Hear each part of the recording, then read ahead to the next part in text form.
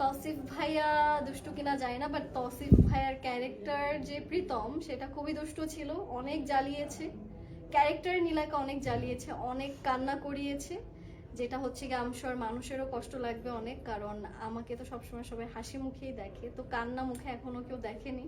And আমিও বারবার যখন নিজেকে কাঁদতে দেখছিলাম, আমি ওই সিনগুলো বারবার পিছন থেকে যে দেখছিলাম যে আচ্ছা আমাকে কাঁদলে কিরকম লাগে। এখন আমার কান্নার এক্সপ্রেশনগুলো দিতে হবে, ইটস রিয়েলি হার্ড, ইনস্ট্যান্ট এতগুলো মানুষের সামনে আপনার কাঁদতে হচ্ছে, তো এটা খুবই ডিফিকাল্ট একটা জব। বাট আমার কাছে মনে হয় যে আমি একটু গান শুনি বা আমি একটু স্যাড কোনো জিনিস চিন্তা করি, ওইটা করলে আসলে আমি ক্যারেক্টারে চলে আসি যে এখন আমার কান্না করতে হবে, সো আমি এখন ওই ডেলিভারিটা দিতে পারবো।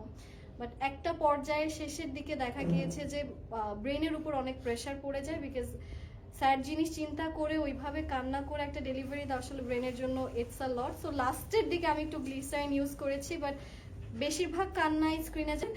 সো চিন্তা করি আসলে অনেক কিছু, দেখা যাচ্ছে যে ওয়াও আমি আসলে কোথায় চলে এসেছি, জীবন আমাকে কোথায় নিয়ে এসেছে, বা আমি অ্যাকচুয়ালি একটা ক্যারেক্টার করছি বা একটা ক্যারেক্টার নিজেকে বিল্ড আপ করছি। সো এসব জিনিস চিন্তা করে নিজের অ্যাকমপ্লিশমেন্ট দেখে মনে হয় যে না ঠিক আছে নীলা ভালো করছো। সো এসব জিনিস চিন্তা করে মাঝে মাঝে ইমোশনাল হয়ে যায়, গান তো থাকেই to make me more sad.